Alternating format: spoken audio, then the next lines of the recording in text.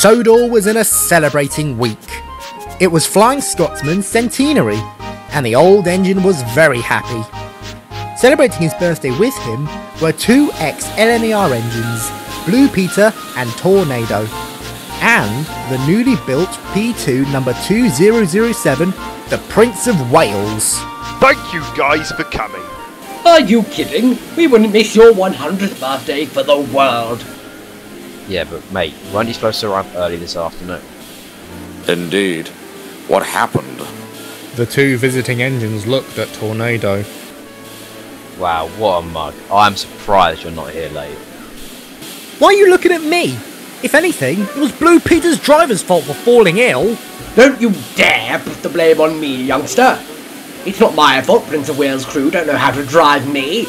Oi, at least they meant well. Calm down, guys. You guys sound like the engines from the other railway. And who are you to tell us to calm down? Everyone, this is Pilchard. The Thompson A1/1 engine. Hi. Anyways, why don't you tell us what happened that caused you to be late? Fine. And this was the story. It all started on a bright and cheerful morning at Darlington Works. Both Tornado and Prince of Wales were waiting for Blue Peter to arrive. Where is that pathetic excuse of an A2? My brother's only turning 100 once! Yeah, about that, how's Flying Scotsman, your brother? What you both designed by Arthur Peppercorn, doesn't it make you and Blue Peter brothers? I was designed and based off the A3 and A1 by Sir Nigel Gresley. But never mind that now. Here's Blue Peter. And sure enough, Blue Peter arrived, tired and out of steam. Sorry, I'm very late. Stupid Class 801 broke down near the London and North Western Railway Heritage Centre tracks, and it almost took 25 minutes for the maintenance of way gang to get the tracks cleared. Well, at least you're here now. So shall we begin our travel to the other railway? And off the three engines went. The journey went off without a hitch, everyone waving hello as the cavalcade passed the towns and stations.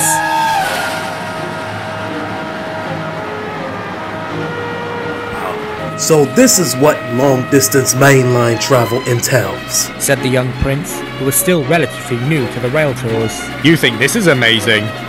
Watch this, said Tornado cheekily. And with a sudden jolt, the 14-year-old engine jerked Blue Peter, Prince of Wales, and the entire train forward, breaking the coupling between the support coaches and the P2. Uh-oh. While the crews attended to the matter at hand, Blue Peter spoke severely to Tornado. You great big stupid engine!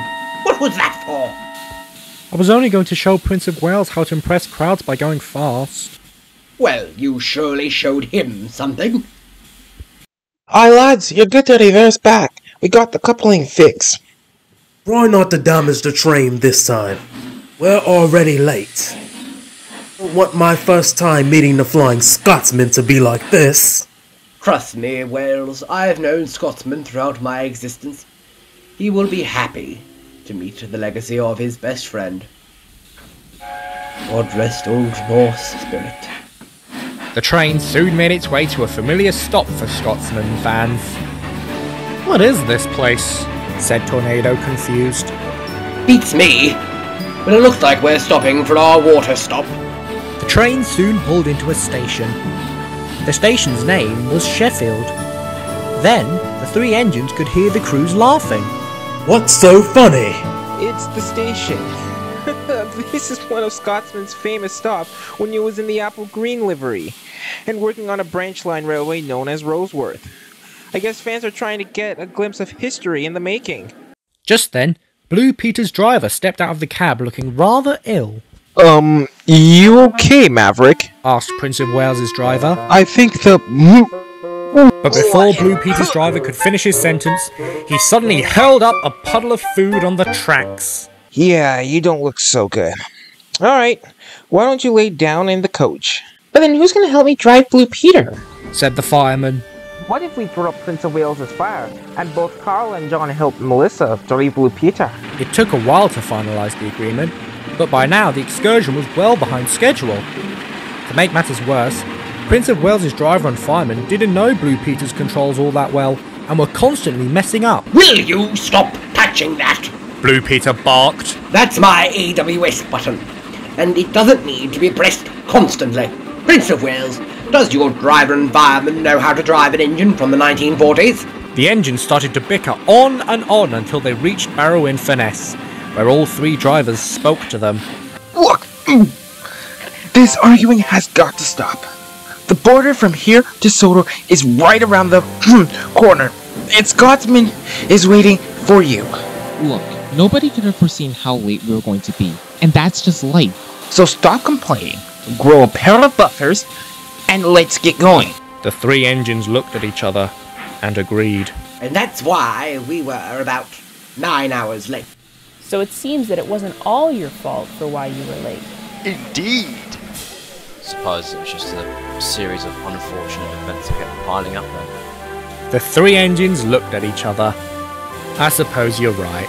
I guess it wasn't our fault. And the engines smiled as they sang happy birthday to the world's most famous engine.